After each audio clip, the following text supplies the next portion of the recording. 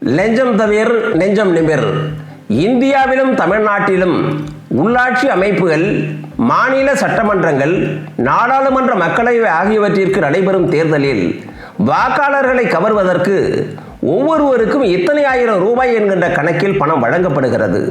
பெண் வாக்காளர்கள் என்றால் வெள்ளி கொலுசு, எவர் சில்வர் குடம், குத்துவிளக்கு, சேலை ஆகியன பரிசாக வழங்கப்படுகின்றன.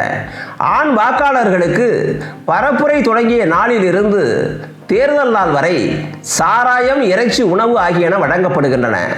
பொது கூட்டங்களிலும் பேரணிகளிலும் பங்கேற்பவர்களுக்கு சாராயம், இறைச்சி உணவு ஆகியவற்றுடன் நாள் கூலியாக 500 ரூபாய் முதல் 1000 ரூபாய் வரை வழங்கப்படுகின்றன.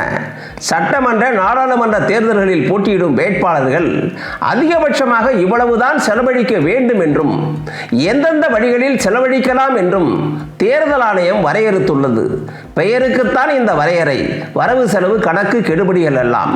உண்மையில் நடப்பதை பார்த்தால் ஒவ்வொரு தொகுதியிலும் ஒவ்வொரு வேட்பாளரும் ஒரு வாக்காளருக்கு இத்தனை ஆயிரம் ரூபாய் என்று விலை கணக்கிட்டு அந்த தொகையை அந்தந்த ஊரில் உள்ள தனது முகவர்கள் வழியாக கொண்டு போய் சேர்த்து விடுகின்றனர்.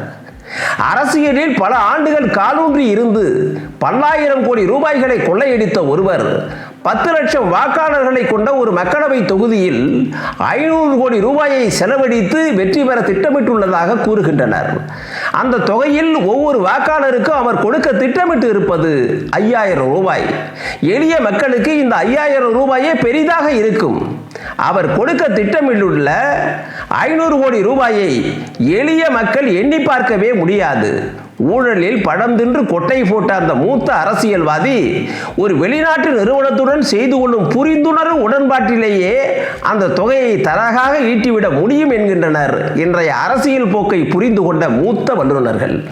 இந்நிலையில்தான் சென்னையிலிருந்து திருநெல்வேலிக்கு சென்று கொண்டிருந்த விரைவு ரயிலில் முன்பதிவு செய்து பயணித்த 3 பேரிடமிருந்த பெட்டிகளை காவல்துறையினர் சோதித்ததில் அவற்றில் கட்டுக்கட்டாக 500 ரூபாய் பணத்தாள்கள் இருந்தது கண்டுபிடிக்கப்பட்டுள்ளது. விசாரணையில் 3 திருநெல்வேலி பாஜக வேட்பாளர் நயினார் நாகேந்திரனுக்கு சொந்தமான சென்னை விடுதியின் பணியாளர்கள் என்பதும் வாக்காளர்களுக்கு வழங்க இந்த பணத்தை கொண்டு சென்றதாகவும் தெரிய வந்துள்ளது. ஆனால் இந்த பணம் தன்னுடையது இல்லை என்றும் பிடிபட்டவர்களுக்கும் தனக்கும் எந்த தொடர்பும் இல்லை என்றும் நாகேந்திரன் தெரிவித்துள்ளார். தமிழ்நாட்டில் தேர்தல் கண்காணிப்பு பணியில் ஈடுபட்டுள்ள மாநில காவல்துறையினர் திமுக, காங்கிரஸ் இடம்பெற்றுள்ள இந்தியா கூட்டணியின் வாகனங்களை முறையாக சோதனையிடுவது இல்லை என்று பாஜக ஏற்கனவே குற்றம் சாட்டி வந்தது. இந்நிலையில்தான் பாஜக வேட்பாளருக்கு கொண்டு செல்லப்பட்ட 4 கோடி ரூபாய் பணம் பறிமுதல் செய்யப்பட்டுள்ளது. உடனிருந்தோர் துப்பு கொடுத்ததால் காவல்துறையினரால் இதை துல்லியமாக செய்ய முடிந்துள்ளது. ஆனால் தமிழ்நாடு முழுவதும் காங்கிரஸ், திமுக கூட்டணி, பாஜக கூட்டணி, அதிமுக கூட்டணி வேட்பாளர்கள் வாக்காளர்களுக்கு வழங்க திட்டமிட்டுள்ள தொகையை எண்ணி பார்த்தால் மலைப்பாக இருக்கும். தேர்தலில் வாக்குகளை பெற பல லட்சம் வாக்காளர்களுக்கு அவரவரின் இருப்பிடத்திற்கு கொண்டு சென்று பணத்தை வழங்க வேண்டும் என்பதாலும் இதில் ஆயிரக்கணக்கான இடைத்தரகர்கள் உள்ளதாலும் இந்த செய்திகள் வெளியே கசிந்து விடுகின்றன. அதே நேரத்தில் தேர்தலில் போட்டியிட விரும்புவோர் அரசியல் கட்சிகளுக்கு கொடுக்கும் கையூட்டு வெளியே தெரிவதில்லை. 2019ஆம் ஆண்டு மக்களவை தேர்தலில் திருநெல்வேலி தொகுதியில் போட்டியிடும் வாய்ப்பை 60 கோடி ரூபாய் கொடுத்து ஒருவர் பெற்றதாகவும் அந்த தொகையை மீட்டெடுக்க வசதியாக அவர் செய்த கனிம வள கொள்ளையை மாநில அமைச்சர் கண்டுகொள்ளாததுடன் அதற்கு துணை செய்ததாகவும் கூறப்படுகிறது. தேர்தலின் போது பிடிப்படும் தொகை கட்சிக்கு இவ்வளவு கொடுத்தார், தொகுதிக்கு இவ்வளவு செலவழித்தார் என்று கூறப்படும் தொகையெல்லாம் கடலில் மூழ்கியுள்ள பெரும்பனி பாறையின் சிறுநுனிதான். மொத்தத்தையும் கணக்கிட்டால் இந்தியாவில் தேர்தலுக்கு அரசு செலவிடும் தொகையை விட பல மடங்கு தொகையை அரசியல் கட்சிகளும் வேட்பாளர்களும் செலவிடும் உண்மை தெரிய வரும். இதனால் தான் இது ஜனநாயகம் இல்லை, பணநாயகம் என்கிறார் திருவாளர் தமிழர். தேர்தலில் பணநாயகத்தை கட்டுப்படுத்தி சமநிலையான போட்டி நிலவச் செய்ய எத்தகைய நடவடிக்கைகளை எடுக்கலாம்? ஒலிம்பிக் விளையாட்டுப் போட்டிகளில் பங்கேற்போரில் முதல் 3 இடங்களை பிடித்தோருக்கு முறையே தங்கம், வெள்ளி, வெண்கல பதக்கங்கள் வழங்கப்படுகின்றன. இவர்களுக்கு சிறுநீர் சோதனை நடத்தியதில் முதலிடம் பெற்றவர் ஊக்க மருந்து பயன்படுத்தியது தெரிய வந்தால் அவரிடம் உள்ள பதக்கத்தை பறித்து 2ஆம் இடம் பிடித்தவருக்கு கொடுத்து விடுவர்.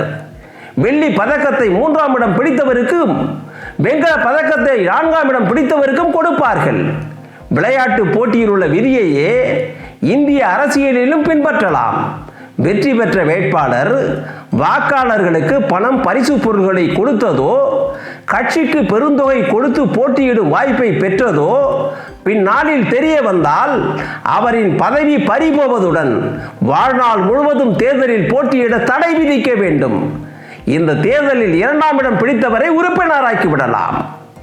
அவரும் வாக்காளருக்கு பணம் கொடுத்தது தெரிந்தால் 3ஆம் இடத்தில் உள்ளவரை உறுப்பினராக்கலாம்.